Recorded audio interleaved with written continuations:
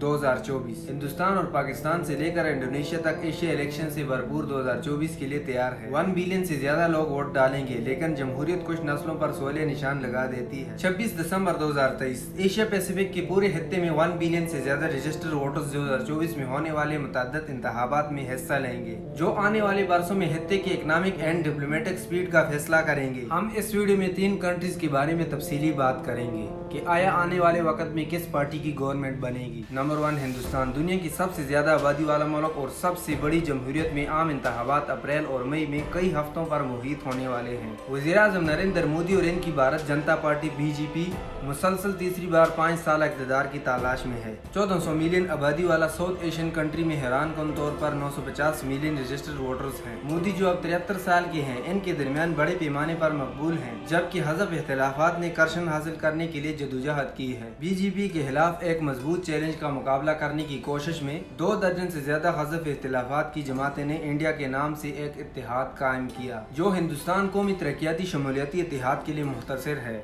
इस ग्रुप में हज़ब इख्तिलाफात की मरकजी जमात इंडियन नेशनल कांग्रेस शामिल है, जो मुल्क की गालिब पार्टी के तौर पर अपने उरूज की तरफ लौटने की उम्मीद रखती है, लेकिन हालिया इशारे में मोदी के मुखालिफिन के लिए हौसला अफजाई नहीं है। भारतीय पीएम नरेंद्र मोदी भारतीय जनता पार्टी के कारकुनों को मुबारकबाद दे रहे हैं, जब वो 3 दिसंबर को अहम रियासती इंतखाबात में अपने जीत का जश्न मना रहे थे। जब नवंबर में 5 रियासतों में इंतखाबात हुए तो बीजेपी ने सियासी तौर पर इंतहाई अहम हिंदी बोलने वाले मरकज में तीनों में कामयाबी हासिल की। अपोजिशन इत्तेहादियों ने बहुत कम अहम आहंगी का मुजाहरा किया और इसके पास बीजेपी के हिंदू कौम परस्ती और मोदी हुकूमत की जानिब से शुरू की गई मुतअद्दिद फलाही प्रोग्रामों का मुकाबला करने के लिए वाज़ेह हिकमत अमली का फकदन है। इंडिया इत्तेहाद में कुछ पार्टियां शामिल हैं जो बाद स्टेट्स में तला हरीफ हैं। उन्होंने भी अभी तक वज़ारत उज़्मा के उम्मीदवार का नाम नहीं लिया, अगरचे अगले चंद महीनों में बहुत कुछ बदल सकता है। बीजेपी 2024 के इंतखाबात जीतने के लिए बहुत अच्छी तरह तैयार है।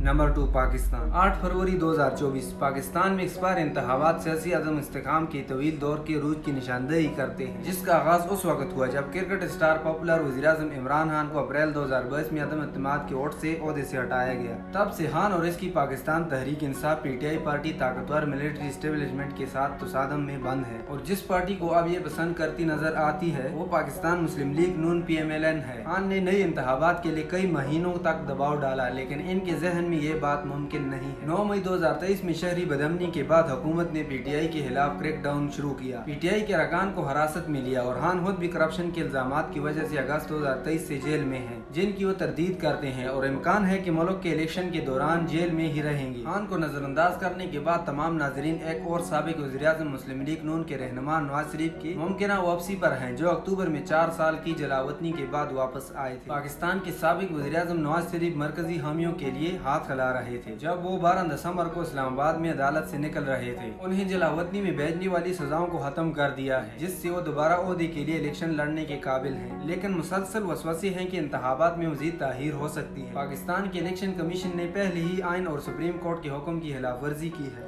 गुज़िश्ता मई 2023 में पंजाब और खैबर पख्तूनख्वा में सूबाई इंतखाबात होने थे और आम इंतखाबात नवंबर तक होने चाहिए थे, लेकिन नई हल्का बंदियों के बहाने इसे पीछे धकेल दिया। खान की पीटीआई पार्टी पर शदीद दबाव के बावजूद पार्टी को अब भी 200 मिलियन से ज्यादा मुल्क में उसी पैमाने पर मकबूलियत हासिल है, जो एस्टेब्लिशमेंट को दोबारा सोचने पर मजबूर कर सकती है। वोटर्स को खतरे में डालने वाले इस्क्रीत पसंदों के हमले में इजाफी के बारे में हकीकी खदशा है। फिर भी कैश की कमी का शिकार मुल्क मुश्किल से इस अमल को खींचने का मुहताज हो सकता है। यूनिवर्सिटी इस्लामाबाद में international relation associate professor Farhan Hanif Siddiqui ने कहा कि माशी तरक्की के लिए सियासी इस्तेकाम बुनियादी शर्त है। उन्होंने खबरदार किया कि फरवरी में होने वाले आम इंतखाबात इत्तेमाद को बहाल करेंगे, जबकि ताहीर से मनफी असर मरतब होंगे, जिससे मुल्क की सियासत और मईशत खराब होंगी।